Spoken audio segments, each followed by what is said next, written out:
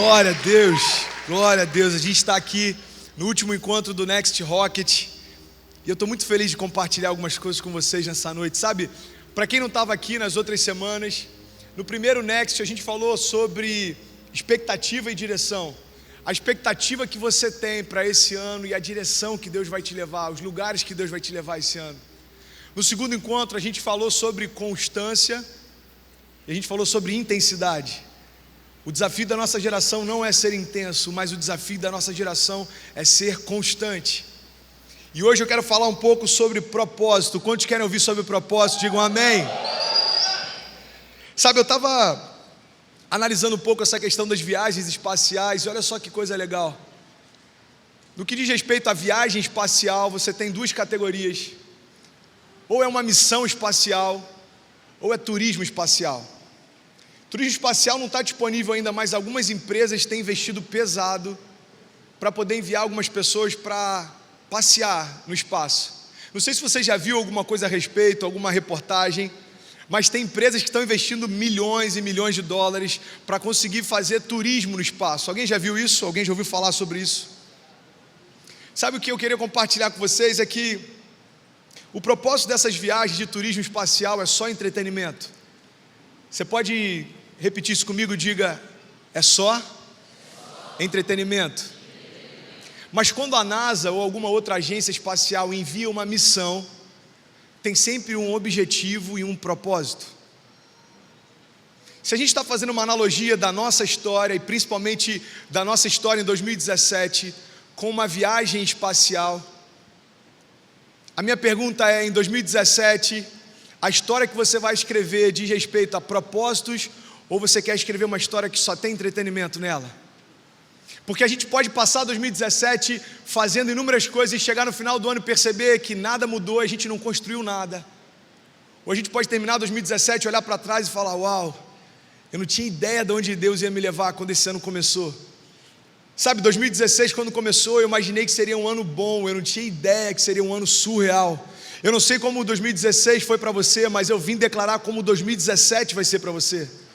2017 não vai ser um ano perdido, 2017 não vai ser um ano nulo, 2017 não vai ser uma lacuna em branco na tua história, 2017 não vai ser um ano que você vai bater cabeça, 2017 não vai ser um ano de frustrações, 2017, cara, não vai ser um ano em que você vai andar em círculos, acreditando que você está em movimento para descobrir no final que você não foi a lugar nenhum. Não, não vai ser assim o teu ano de 2017. 2017 você tem um propósito e o propósito de Deus para você nesse ano vai se cumprir, amém? Amém. Agora, para a gente entender qual é o propósito pelo qual a gente está sendo lançado por Deus, a gente precisa ter intimidade com Deus, amém? Tem até uma frase que a galera brinca bastante, que acabou virando um bordão, é quando a galera que está no espaço diz, Houston, we have a problem. É mais ou menos assim que se fala. Em inglês seria diferente, né? Eu falei uma outra língua parecida com o inglês, ok? Antes que os críticos se levantem, não tentei falar inglês, mas é bem parecido. E eles falam, Houston, we have a problem. Ou seja, Houston é a central de lançamento, a gente está com um problema. Sabe por que a todo tempo uma missão espacial fica em contato com a base? Porque a base, ela sabe exatamente o propósito pelo qual eles foram lançados e só a base pode direcioná-los para que eles retornem para casa. Você tem noção do desespero de uma missão espacial se ela perder a comunicação com a base? Na boa, imagina comigo, você está dentro de uma missão espacial e deu tudo certo no lançamento. Primeira etapa, ok. Eu estava com medo de dar errado, eu estava com medo dos projetos que eu tinha serem abortados no início. Eu já vi que isso não aconteceu, eu estou na metade do ano, eu estou em movimento e está tudo acontecendo bem. Agora você imagina depois de você romper inúmeras barreiras, você chega lá onde você desejava, só que ao chegar lá você percebe que não tem mais comunicação com aquele que te enviou. Você já imaginou o quanto desesperador seria? Você aperta o botão, Houston, ei, tem alguém na base? Alguém na base, por favor, ei, alguém me escuta? Eu imagino que o início dá desespero, angústia.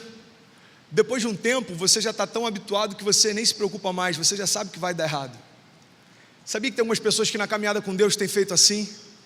Já perderam o contato há tanto tempo que, quer saber? Eu vou fazer do meu jeito. Só que não é isso que Deus projetou para você. Deus, Ele não só te lançou, como Ele vai te dar direção a todo tempo. Filho, é aqui que eu quero que você entre, é essa porta que eu abri para você, não vai por aí porque isso não vai dar certo, cola com essas pessoas porque elas vão te aproximar de mim. Direção de Deus é algo necessário para que a gente continue no caminho certo. Eu diria até mais, direção de Deus é necessário para que a gente consiga também voltar para casa, amém? E é sobre isso que eu quero falar nessa noite. Toda viagem tem um propósito, a não ser que seja só entretenimento.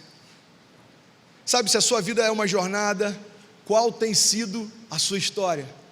E é sobre isso que eu quero falar hoje. Cara, eu quero te incendiar a ponto de você sair daqui reflexivo. Eu não estou nem aí se você não vai conseguir dormir hoje, mas eu quero que você fique no teu quarto pensando a respeito do teu futuro.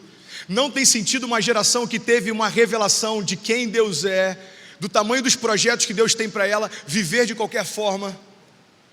A gente fala muito a respeito da galera que está no mundo, a gente fala, cara, eles vivem como se não houvesse amanhã. Mas você sabia que uma geração dentro da igreja que não sabe o propósito de Deus para si, vive do mesmo jeito?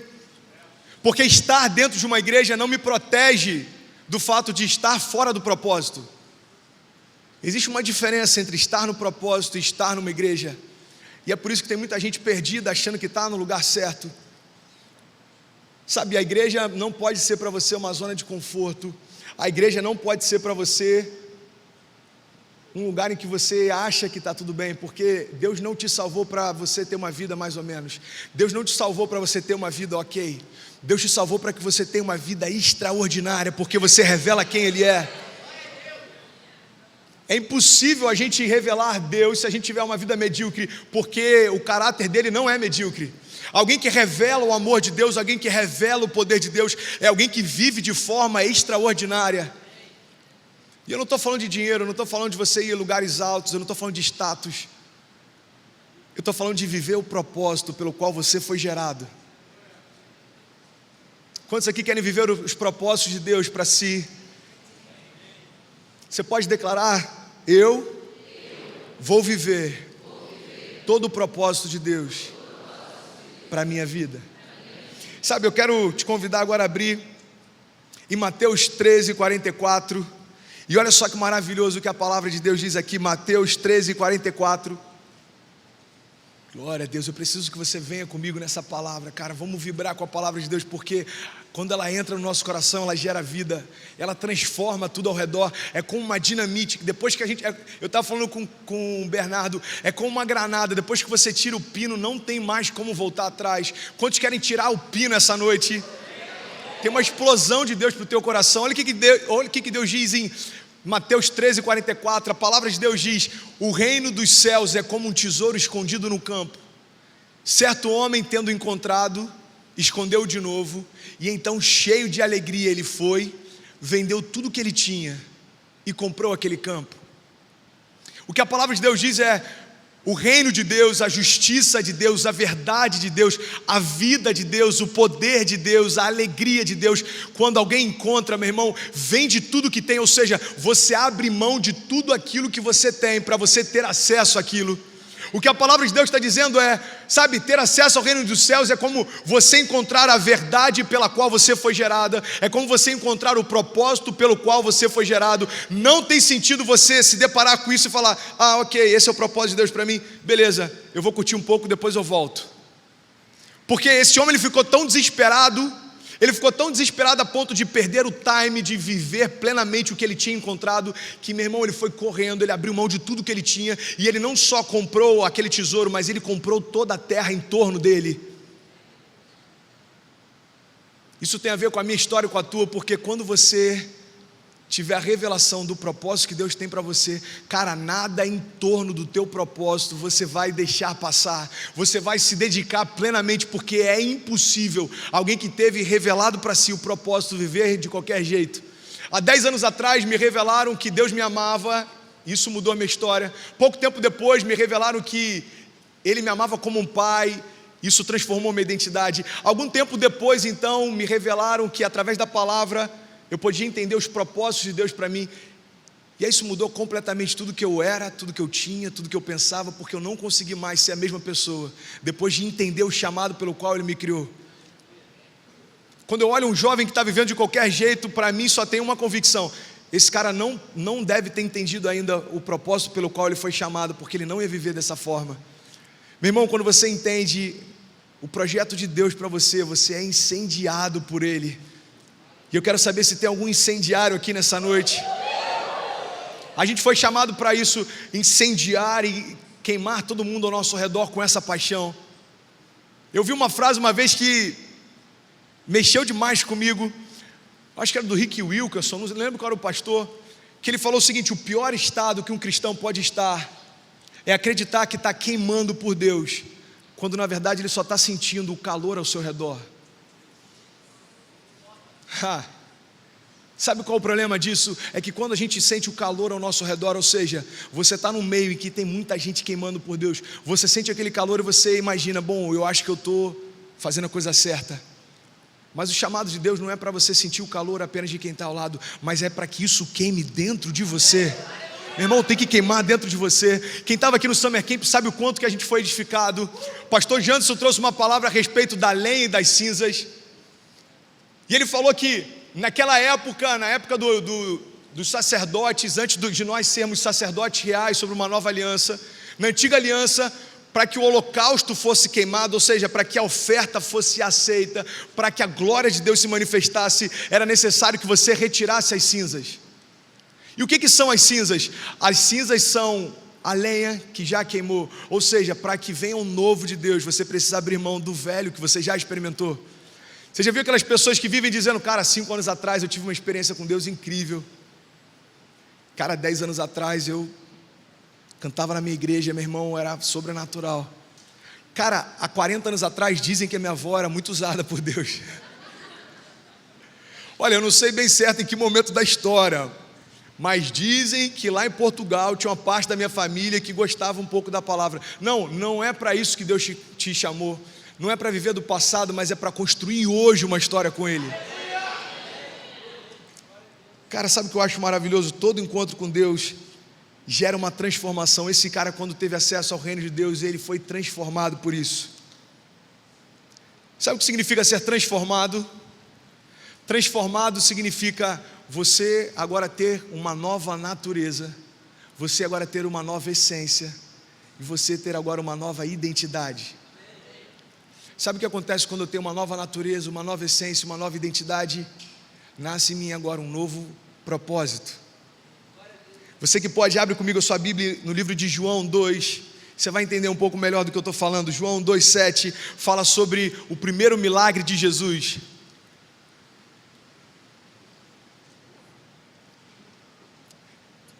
Abre em João 2,7.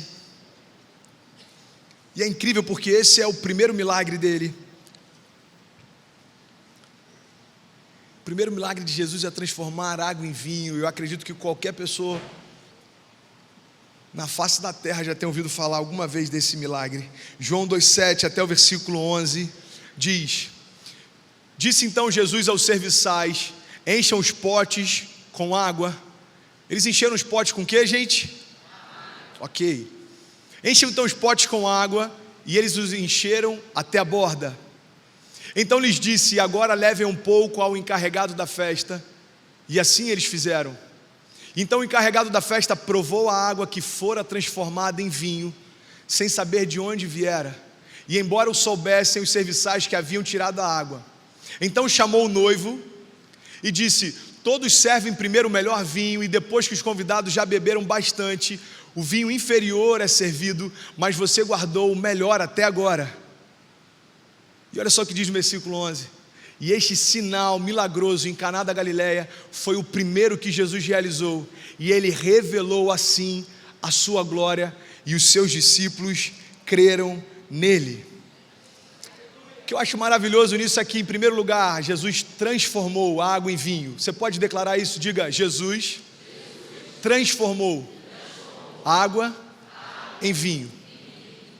E logo em seguida, a Bíblia diz que depois dessa transformação, depois desse sinal milagroso, ou seja, depois desse sinal, a glória de Deus se revelou aos discípulos.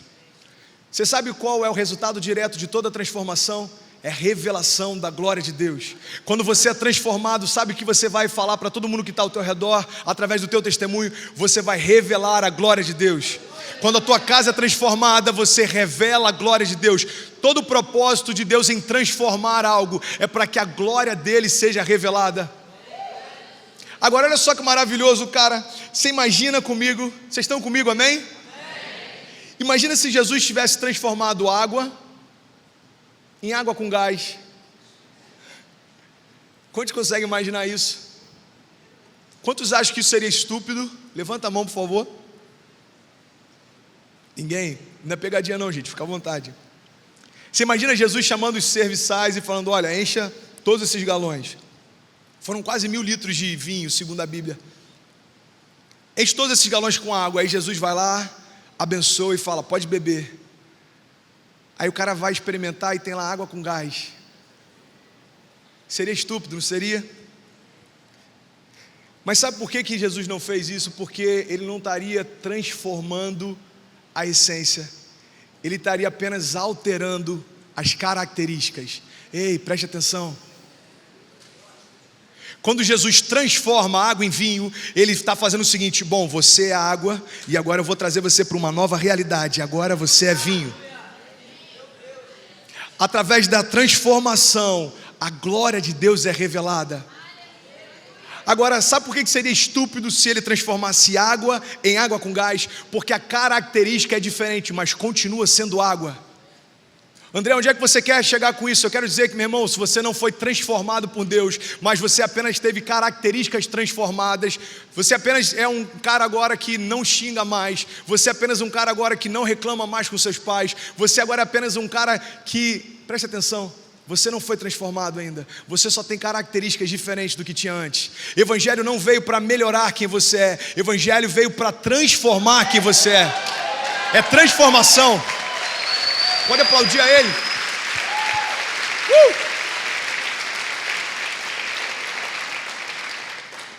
Evangelho é transformação.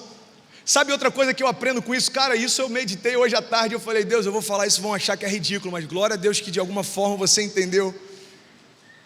Eu falei: Senhor, dá exemplo de água com gás. Vai lá, filhão, eu sei o que eu estou fazendo. Amém, vamos embora.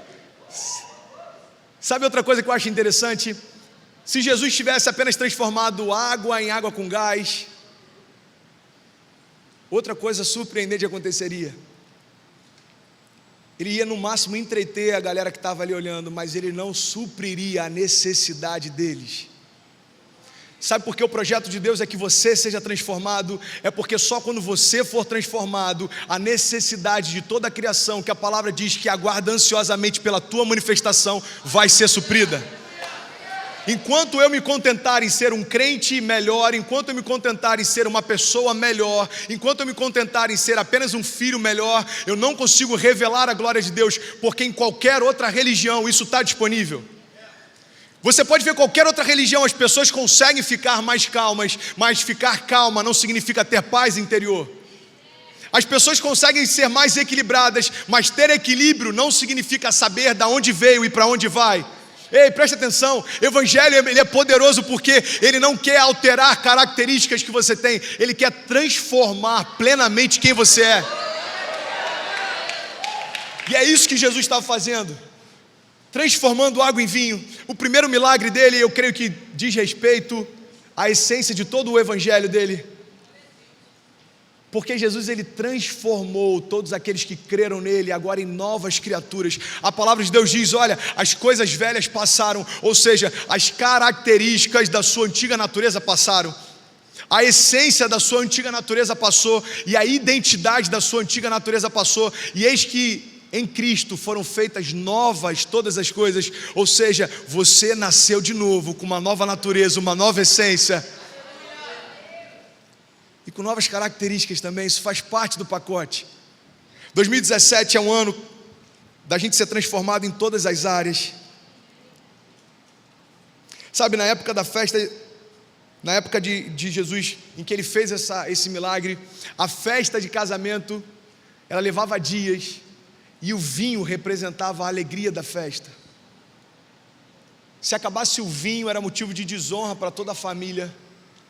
Se acabasse o vinho, era como se a festa estivesse acabando. É interessante porque eu creio que o que Jesus fez foi manter a festa. E aquilo que a gente faz todo sábado, domingo, terça e todas as vezes que a gente se reúne é celebrar uma festa que acontece nos céus. É como se a gente apresentasse e falasse: Deus, está aqui a água sendo transformada em vinho, a festa não vai parar. Aí chega terça-feira, Senhor, está aqui mais água sendo transformada em vinho, essa festa não vai parar, até que o Senhor diga: agora é chegada a hora, vem para o Pai, vem para casa. Eu não sei você, mas eu quero transformar todos os lugares por onde eu passar. Toda vez que eu tenho oportunidade de compartilhar uma palavra, existe dentro de mim um senso de urgência, porque eu sei que você está me ouvindo, e a diferença que vai fazer na tua vida não é se o meu sermão é bom ou não, mas é se existe vida de Deus fluindo de mim ou não. Onde há vida de Deus, há transformação. Tem uma geração aguardando para que a gente se levante e manifeste a vida dele, e a gente transforme tudo ao nosso redor. E esse é o propósito de Deus para 2017. Sabe, eu quero falar um pouco mais daquilo que Deus tem para nós esse ano. Quantos querem ouvir? Diga amém. Amém.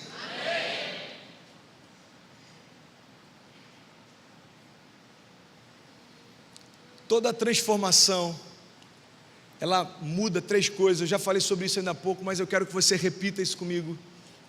Você pode declarar: quando eu sou transformado, a minha natureza é transformada, a minha identidade é transformada, e os meus propósitos são transformados. Sabe, o propósito dessa revolução que nasceu dentro de nós é revelar a glória de Deus. E eu estou falando isso para uma geração que está sofrendo de crise existencial. Eu nunca vi tantos jovens que desejam viver os sonhos de Deus, mas não têm a menor ideia do chamado que tem. Sabe uma coisa que me chama a atenção? A gente sabe muito bem o que a gente não quer ser, mas a gente não sabe ao certo o que a gente foi gerado para ser. E eu vou te dar um exemplo disso. Sabe uma das bandeiras que a nossa geração está levantando? É que nós não queremos ser religiosos. Cara, é impressionante, e eu me alegro muito com isso.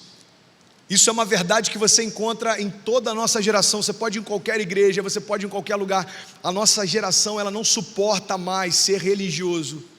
E o que é religiosidade? Entenda, religião é algo bom, mas religiosidade é quando eu pego todo o poder que existe na palavra de Deus, todo o poder que existe no nome de Jesus e todo o poder que existe no sangue de Jesus, e eu coloco isso debaixo da importância que eu dou à cultura religiosa da minha igreja. Isso é religiosidade. Então a nossa geração tem levantado essa bandeira: a gente não quer ser religioso. Quantos aqui querem ser religiosos? Levante a mão. Ninguém distraído? Quantos não querem ser religiosos? Levante a mão. Glória a Deus, a gente não quer ser religioso, isso é legal. Mas pelo que mais a gente vai ser lembrado? Porque será que o nosso legado vai ser só daquilo que a gente não quer ser? Eu não quero ser religioso, eu não quero ser pecador, eu não quero estar perdido, eu não quero viver sem propósito. Ok, mas esse não vai ser o seu legado, isso é apenas parte da tua caminhada com Deus, pelo que você vai ser lembrado. Sabe, isso mexe comigo. Eu estava lendo um livro hoje e uma pergunta do autor mexeu comigo. A pergunta dele foi: se Deus se revelasse para você hoje e perguntasse o que você quer, o que você pediria a Ele? Há anos só vem uma frase na minha cabeça: eu quero transformar a minha geração, eu quero mudar a minha geração. André, você não acha que é muito pretensioso? Não, eu não acho, depende do que você entende por geração, porque eu acredito que vocês fazem parte dessa geração. Se eu conseguir de alguma forma incendiar o coração de vocês, eu estou transformando a minha geração também. Agora você imagina se em cada lugar do Brasil jovens se levantarem para compartilhar e revelar o amor de Deus, a gente vai de fato transformar essa geração. Sabe, não se limita a mim, pelo contrário, começa em mim. Para mim vai ser maravilhoso chegar daqui a alguns dias com Cecília um pouquinho maior, com Kezinha, sentar lá no final naquele banco e ver a galera que a gente viu Deus levantando aqui, pastoreando aqui na frente. Isso para mim traz sentido de propósito. Eu fui levantado por Deus para incendiar a minha geração. É sobre isso que eu quero falar nessa noite. Sabe, o seu legado não pode ser baseado no que você não foi. 1 Pedro 2,9 diz: vocês, porém, são geração eleita, sacerdócio real, nação santa e povo exclusivo de Deus. Agora, para qual propósito? Para anunciar as grandezas daquele que os chamou das trevas para a sua maravilhosa luz. Você pode celebrar Ele por isso.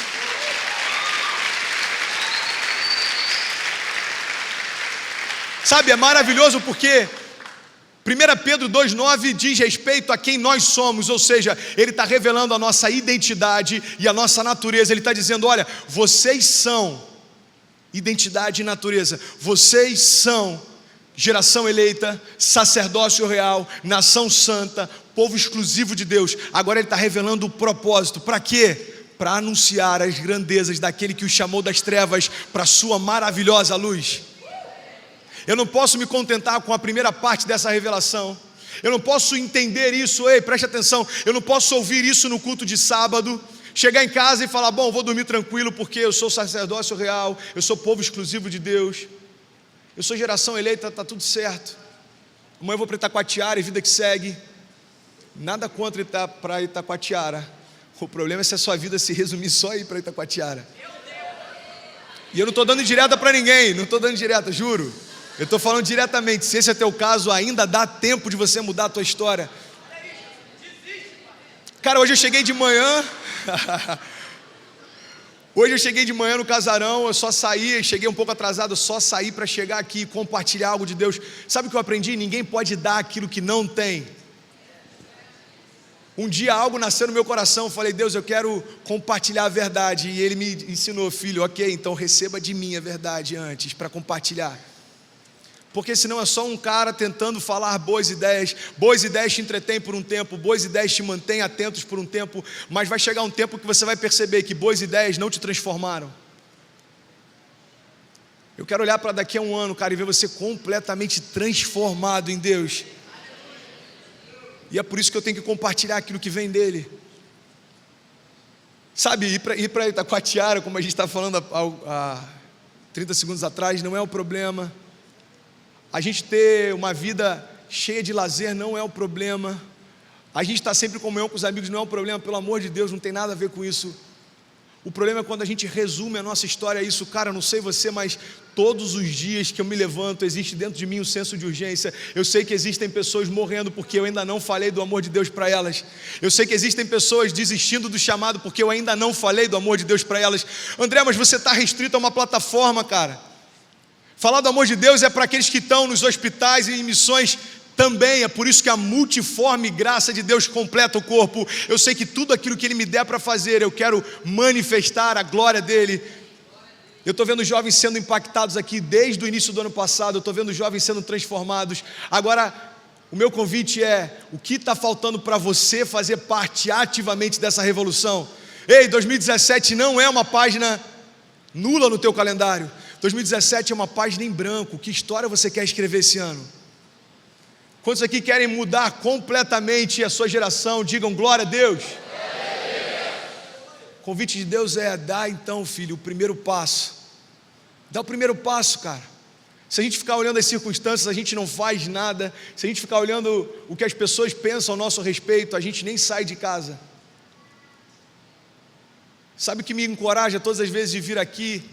É porque quando eu sei que eu não posso, quando eu tenho a convicção de que eu não tenho nada para dar, a força de Deus se revela através da minha fraqueza.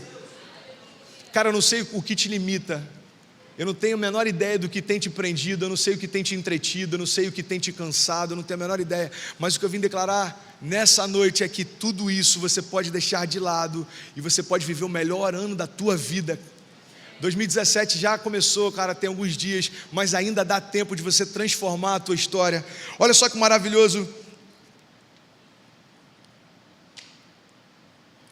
Falar a respeito de chamado e propósito, é impossível a gente falar disso sem lembrar de algo que aconteceu com o próprio Jesus. Sabe, Jesus, ele fez algo curioso. Ele chama Pedro de diabo e ele chama Judas de amigo.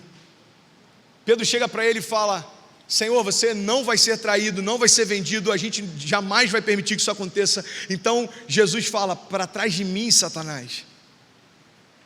Agora Judas, quando chega para trair Jesus, dá um beijo na face dele e ele o chama de amigo. Por que esse contraste? É porque na verdade Pedro estava tentando impedir Jesus de cumprir o seu chamado. Judas estava ajudando ele. Sabe quando isso acontece? Ei, preste atenção. Isso só vai acontecer com a gente quando a gente tiver consciência do chamado que tem. Porque quando a gente não tem consciência do chamado que tem, a gente pensaria que Pedro está tendo cuidado com a gente e que Judas estava fazendo algo muito ruim. Jesus, ele sabia aonde ele precisava chegar e ele sabia quem estava tentando impedi-lo, quem estava ajudando ele.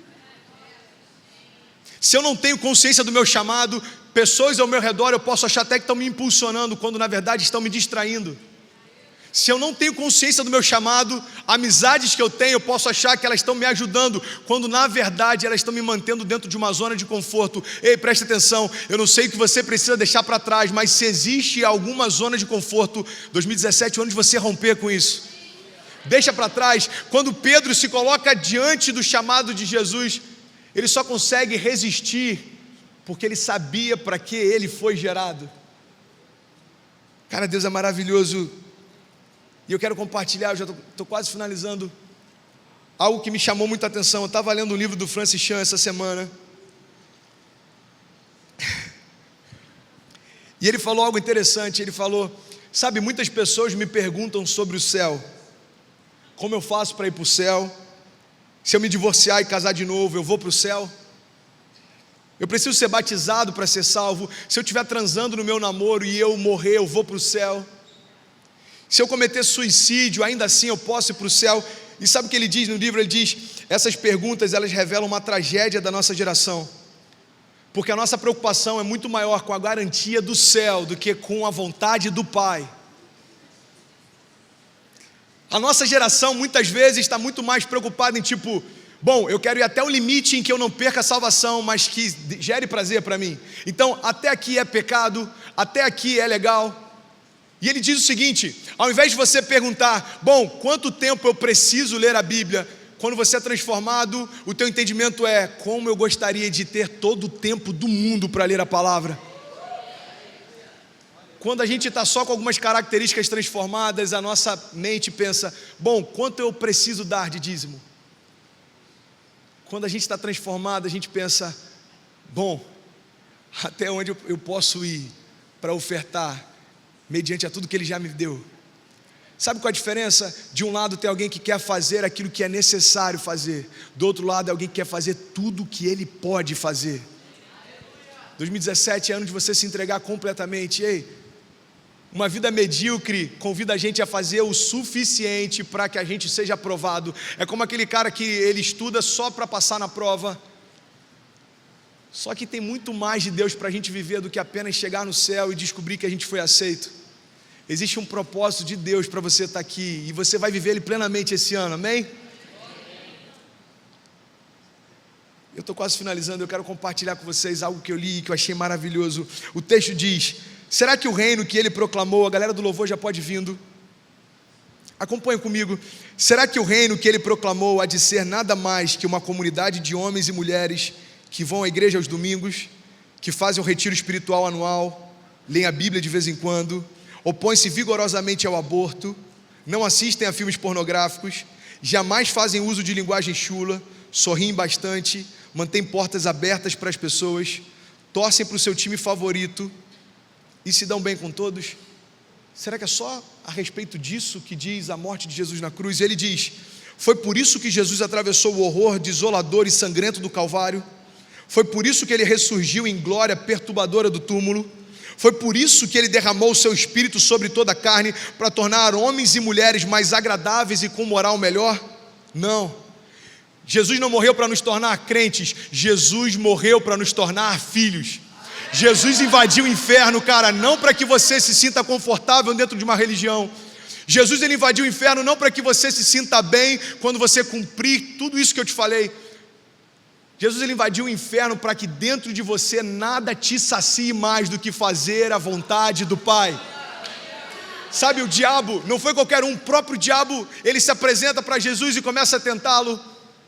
E depois que ele oferece tudo, ele fala assim: Nem só de pão vive o homem, mas de toda a palavra que sai da boca de Deus. Sabe o que me alimenta? Jesus está declarando: o que me alimenta é fazer a vontade do Pai. Jesus não morreu, cara, para que a gente se torne melhor. Jesus morreu para que a gente se torne assim como Ele é. Sabe o que uma igreja lotada de pessoas melhores vai fazer? Nada demais. Agora, sabe o que uma igreja lotada de filhos de Deus é capaz de fazer? O mundo não conheceu ainda o poder disso. Quando a igreja de Cristo começou, assim que Ele volta para o Pai, não diz respeito a pessoas que estavam confortáveis, porque eles nem sabiam ainda o que era ser igreja, eles nem tinham sido afetados ainda pela religiosidade, nem existia ainda a religião. Só para você ter ideia, quando a igreja de Atos começa, quando a igreja primitiva começa, eles não tinham nem o livro de Atos para saber o que fazer e como fazer, eles simplesmente foram e fizeram. Agora, a boa notícia é que Atos não terminou de ser escrito, continua sendo escrita por nós. E o que eu quero te convidar é você se levantar e você continuar escrevendo essa história. Ei, sai daqui, meu irmão, com um sentimento de descontentamento. Você não vai ser mais um crente ocupando um banco de uma cadeira. Sabe por quê? Porque isso durante um tempo até te sacia, mas vai chegar um momento na tua caminhada que isso não vai fazer sentido e você vai largar. Cara, durante um tempo isso é até legal, isso te anima, tem a galera que você encontra, tem aquele movimento social no final do culto, mas depois de um tempo, algumas pessoas mudam, alguns amigos mudam, você começa a olhar para o lado e você fala: cara, quer saber, não tem sentido, porque a igreja não tem sentido pelo aspecto social dela, a igreja não tem sentido por quão divertida ela é, a igreja não tem sentido por quão criativa ela é, a igreja não tem sentido por quão inovadora ela é. A igreja de Cristo tem sentido quando Ele é o centro, quando Ele é a verdade, quando Ele é o propósito, quando Ele é. Quantos aqui querem ser uma igreja como Ele é? Quantos aqui querem se levantar dentro da sua casa assim como Ele é? Quantos aqui querem invadir essas ruas e revelar o amor de Deus assim como Ele é? Cara, esse é o projeto de Deus para 2017. Eu há muito tempo atrás desisti de ser crente, porque me apresentaram algo melhor. A palavra de Deus me disse que em Cristo eu posso ser filho. E é tão melhor ser filho, porque quando eu sou crente, a religião me diz o que eu não posso fazer. O Evangelho diz o que Ele já fez por mim. Quando eu sou crente, a religião me diz como eu devo me vestir. O Evangelho diz: filho, vem do jeito que está, porque eu troco as suas vestes. Sabe, a religião coloca homens no centro das coisas, a religião coloca liderança acima de todas as coisas. Uma igreja genuína, e eu creio que a gente faz parte dessa igreja, é uma igreja que busca Jesus como centro de toda a verdade, Jesus como centro de toda a história. A minha história só foi transformada quando Jesus se tornou o centro dela. E eu quero finalizar, eu quero saber se eu tenho mais 2 minutos, amém?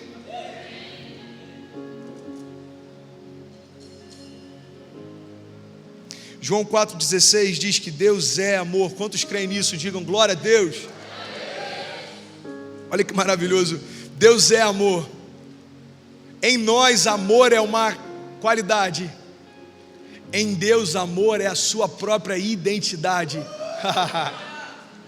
Você está aqui, cara, eu não tenho a menor ideia de qual é a tua relação com Deus. Eu vim dizer que Deus não tem amor para te dar. Deus, Ele é o próprio amor, Ele é a essência do amor, Ele é o início do amor, Ele é a plenitude do amor. André, você está falando isso, mas você não tem a menor ideia, cara, do que eu já passei. Eu não tenho a menor ideia, mas eu sei o que você pode viver em Deus. Deus é amor e Ele quer te envolver com esse amor. Sabe, aconteceu algo interessante essa semana e eu vou finalizar compartilhando isso. Eu fui lá para Cabo Frio semana passada, a gente começou um GC lá. E preste atenção, por favor, eu sei que isso vai falar com você de alguma forma, porque isso mudou toda a minha semana. A gente começou um GC lá e eu cheguei em casa com Kezinho e Ceci. Minha mãe estava lá, muito feliz de receber a gente. Eu falei: mãe, cadê papai? Ah, ele está no escritório, filho, já está vindo. Eu falei: beleza, eu vou lá no quarto então descansar. E aí eu deitei, estava com muita dor de cabeça. E daqui a pouco eu começo a ouvir a voz do meu pai.